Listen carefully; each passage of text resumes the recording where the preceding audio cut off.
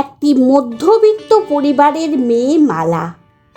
বাবা মা, এক ভাই আর এক বোন নিয়ে তাদের অভাবের মধ্যেও সুখের সংসার ছিল। বাবা দিনমজুরের কাজ করে, মা পরিচারিকার কাজ করে।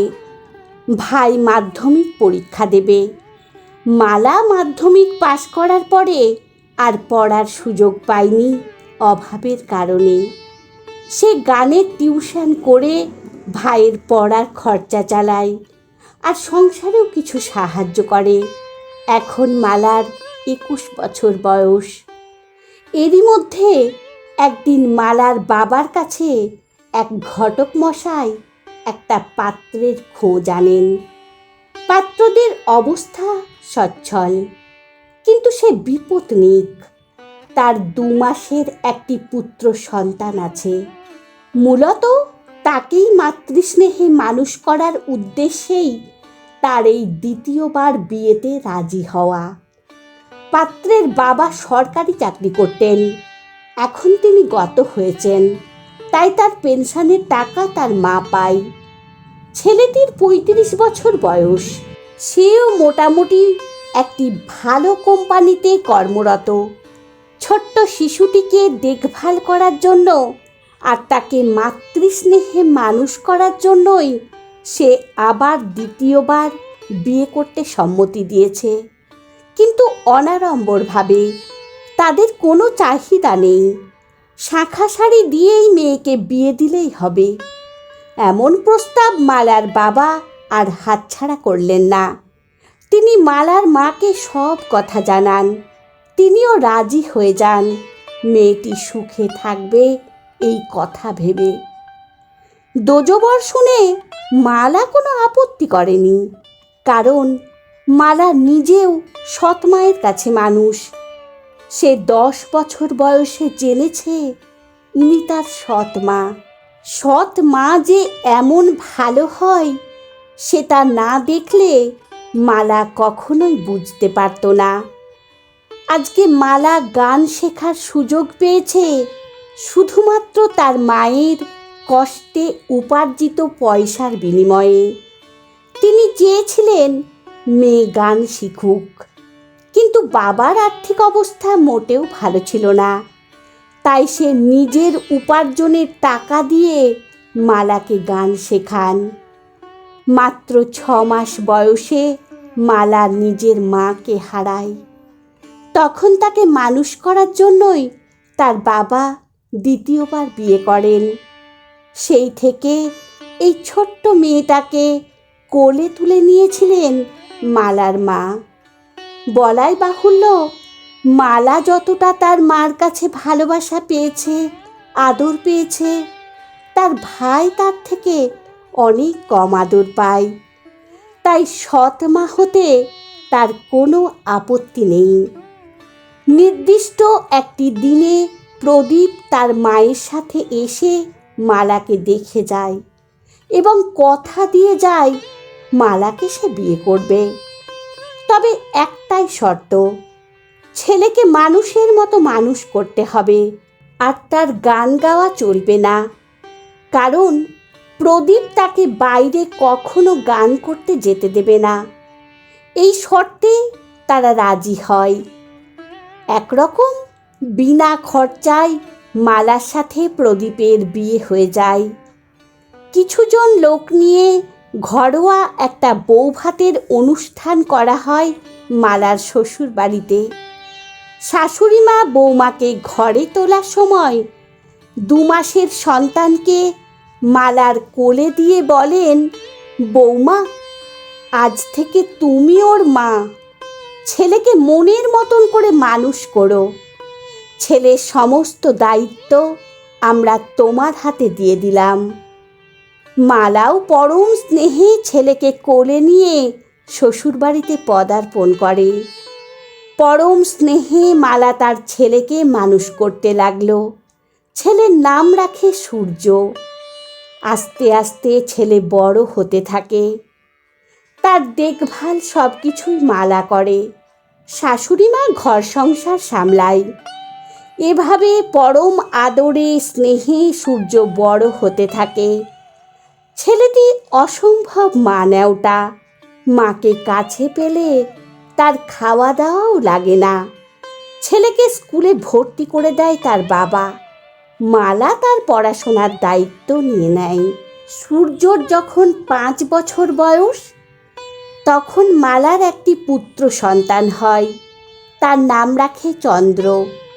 2 সন্তানকে নিয়ে মালার সুখের সংসার। প্রদীপের কোনো চিন্তা নেই, মালা সব দিক সামলায়। আস্তে আস্তে মালা এবং প্রদীপ দুজনেই দেখতে পায় পড়াশোনায় খুব একটা ভালো না সূর্য।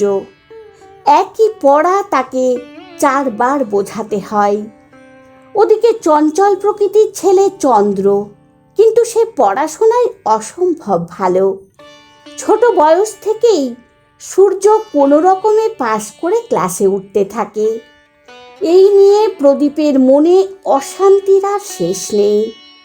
চন্দ্র আস্তে আস্তে বড় হচ্ছে, কিন্তু সে তার দাদাকে একদম ভালোবাসে না। সে আশেপাশের লোকের কাছ থেকে জেনেছে এটা তার নিজের দাদা নয়, সৎ দাদা। তাই সে তাকে একদম পছন্দ করে না। এই নিয়ে মালার মনে দুঃখ কষ্টের আর সীমা নেই। বলাই বাহুল্য, মালা অসম্ভব ভালোবাসে সূর্যকে।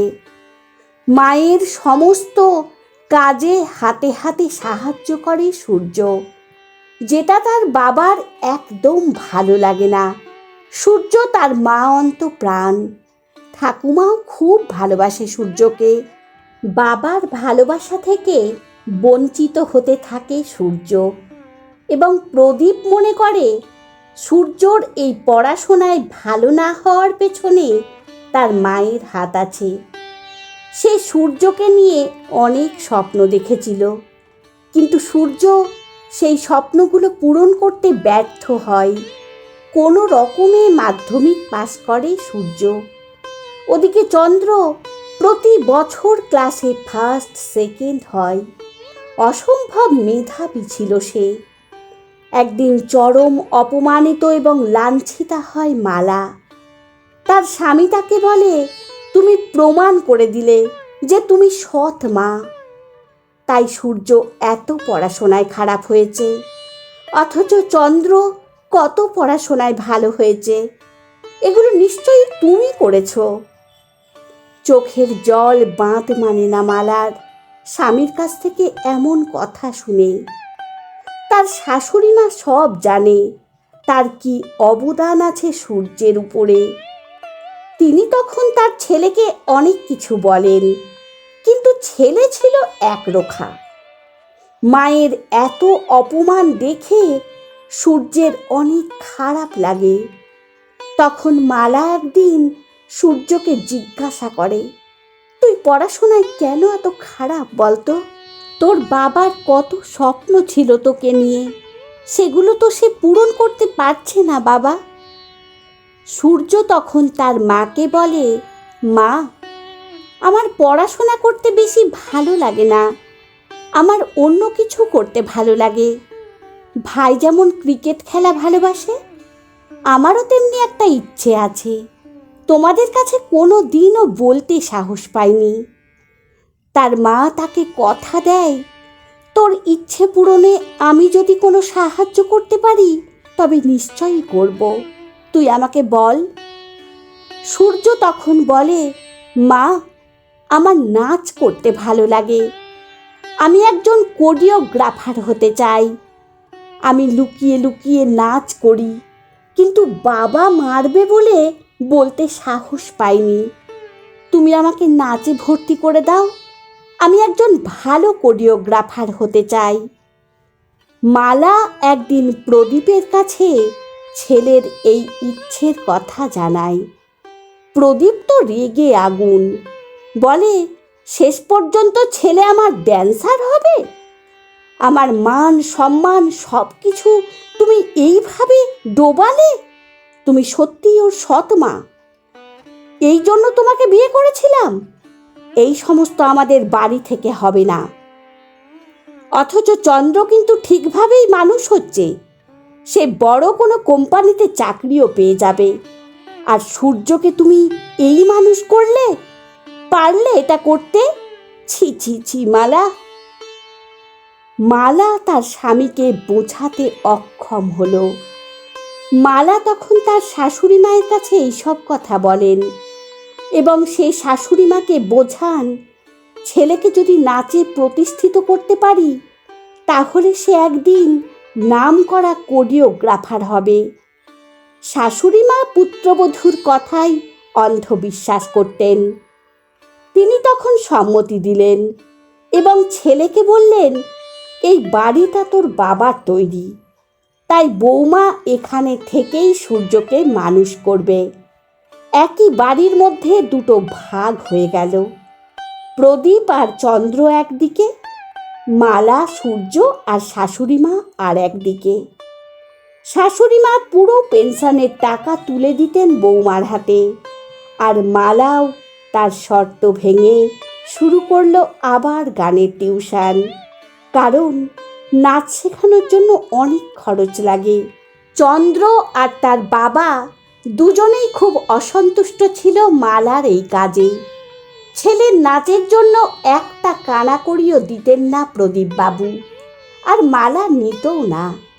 তার প্রতিজ্ঞাই ছিল সে ছেলেকে সমাজে প্রতিষ্ঠিত করবে তার নাচের মাধ্যমে। এভাবে সে নাচ শিখে আস্তে আস্তে অনেক জায়গায় প্রোগ্রাম করতে থাকে এবং সব জায়গাতেই প্রথম এবং দ্বিতীয় স্থান অধিকার করে। এরপর একদিন একটা রিয়ালিটি শোয়ে নাচ শেখানোর অফার পায় সূর্য। তারপর থেকে তাকে আর পেছনে ফিরে তাকাতে হয়নি। প্রদীপ একদিন মালাকে এই বাড়ি থেকে বেরিয়ে যেতে বলেছিল রাগের মাথায়, তাই আস্তে আস্তে একটা ফ্ল্যাটও কিনেছে সূর্য তার মায়ের নামে। এখন তার অনেক নাম হয়েছে। এদিকে পড়াশোনায় অনেক ভালো হওয়াতে চন্দ্রও বড় একটা চাকরি পেয়েছে। সূর্য এখন বেশিরভাগ সময় বাইরে বাইরে থাকে, অনেক জায়গায় তার প্রোগ্রাম থাকে। চন্দ্র ভালো চাকরি করে, কিন্তু বাবাকে একদমই দেখাশোনা করে না, কোনো টাকা পয়সাও সে দেয় না। মালার শাশুড়ি মাও ইতিমধ্যে মারা গেছেন। প্রদীপবাবু আজকে খুবই অনুতপ্ত, কারণ চন্দ্রকে সে নিজেই মানুষ করতে গিয়েছিল, কিন্তু সে বিদ্বান হয়েছে, ভালো চাকরি করে, কিন্তু একদমই মানুষ হয়নি। বলাই বাহুল্য, সারা মাস চাকরি করে যে টাকা চন্দ্র উপার্জন করে, এক একটা নাচের কোরিওগ্রাফি করে তার থেকে অনেক বেশি উপার্জন করে সূর্য। একদিন প্রচণ্ড অসুস্থ হয়ে পড়েন প্রদীপবাবু। ডাক্তারের কাছে তাকে নিয়ে যায় মালা। ডক্টর জানায় তাকে পেসমেকার বসাতে হবে। সেইভাবে চন্দ্রের কাছে খবর পাঠানো হয়। চন্দ্র সামান্য কিছু টাকার বেশি দিতে রাজি হয় না।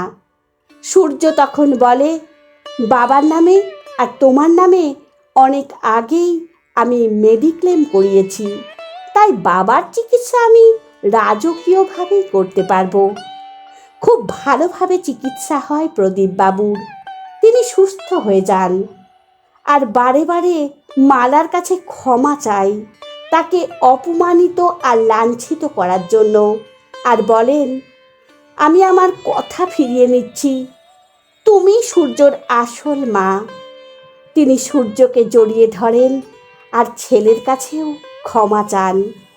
ছেলে বলে, আমার মা আমাকে মানুষ করেছে তার নিজের শিক্ষায়। আমি 2 মাস বয়সে আমার মাকে হারিয়েছি। যে আমাকে মানুষ করেছে সেই আমার নিজের মা। সৎ মা কেমন হয় সেটা কিন্তু আমি জানি না। মা কখনো বুঝতে দেয়নি সে আমার সৎ মা, বরং ভাইয়ের থেকে আমি বেশি ভালোবাসা পেয়েছি মায়ের কাছ থেকে। প্রদীপবাবুর ভুল ভেঙে যায়। আজ বাড়ি গাড়ি সব কিছুই করেছে সূর্য।